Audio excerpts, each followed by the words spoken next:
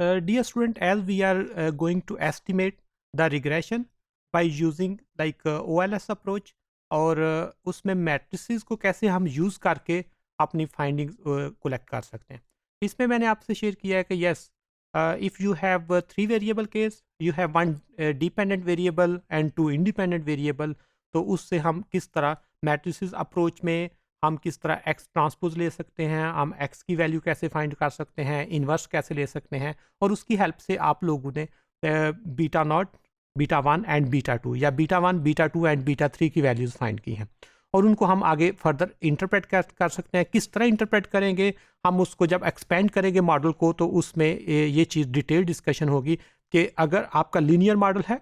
अगर log linear है फिर एक्सप्लेन कैसे करेंगे, अगर लीनियर लॉग है फिर कैसे करेंगे, अगर लॉग लॉग मॉडल है फिर किस तरह उसको हम करेंगे, अगर वो आपका जो उसका एक्सपोनेंशियल ग्रोथ वाला है देन किस तरह उसको इंटरप्रेट करेंगे, उनको डिटेल से उस पर डिस्कशन करेंगे। अभी हम इसमें जो रिग्रेशन की एस्टिमेशन हमने बीटाज की वैल्यू फाइंड की है, देन हम रेजिडुअल सम ऑफ स्केयर की तरफ आएंगे कि एरर का बिहेवियर क्या है, जो रेजिडुअल हैं वो किधर मूव कर रहे हैं, क्या like the variance of the error is constant, mean is 0 or not, and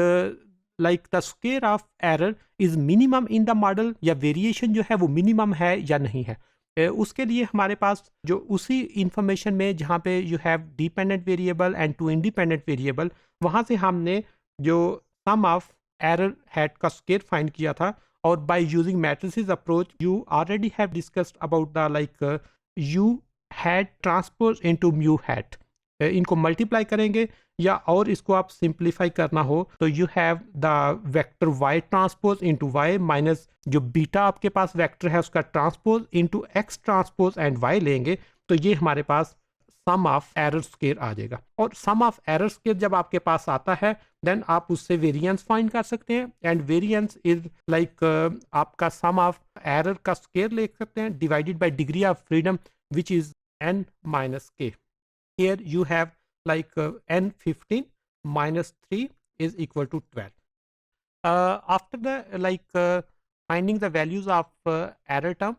हम नेक्स्ट स्टेप पे मूव करेंगे किस तरह हम variance and covariance of betas find कर सकते हैं। इसका प्रोसेस ऑलरेडी हम डिस्कस कर चुके हैं कि आपकी जो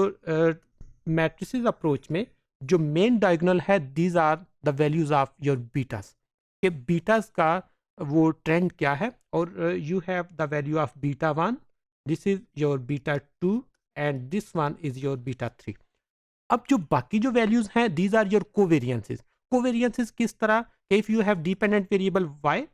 independent variable x2 and x3, तो ये वाला और ये वाला जो है ये y एंड x2 होगा, next one is y and x3 हो जाएगा। और इसको सिंपल हम जिस तरह वो किया था लाइक कोरिलेशन मैट्रिक्स की तरह ये मूव करेंगे, और इसकी जो ब्यूटी होगी वो वही है कि अगर हम इस मैट्रिक्स का ट्रांसपोज लेते हैं तो सेम मैट्रिक्स आएगा, इसमें कोई चेंज नहीं आएगी, क्योंकि above the main diagonal and below the main diagonal the values are same. Values क्यों सेम है, जो आपने कोरिलेशन की करेक्टरिस्टिक्स पढ़ी थी कि the correlation in x1 and x2 या the correlation in x2 and x1 is same but the regression is not same but the multiplication is not same। इसलिए यहाँ से आप लोग मैट्रिसेस अप्रोच से वेरिएंस एंड कोवेरिएंस मैट्रिक्स भी हासिल कर सकते हैं, जो डिटेल से बताएगी कि आपके वेरिएबल जो है उनमें कोऑर्डिनेशन किस टाइप की है, इंडिपेंडेंट और डिपेंडेंट वेरिएबल में कितनी है, इंडिपेंडेंट वेरिएबल की इंडिपेंडेंट वेरिएबल के साथ कितनी है। क्योंकि जिस वक्त हम मल्टीकोलिनियरिटी फाइंड करते हैं तो सबसे पहले देखते हैं क्या इंडिपेंडेंट वेरिएबल की एसोसिएशन बहुत स्ट्रांग तो नहीं। अगर उनकी एसोसिएशन स्ट्रांग है देन हमने उसको या रिमूव करना होता है या वेरिएबल को मर्ज करना होता है ताकि हमारी एफिशिएंट एस्टिमेशन हम हासिल कर सकें।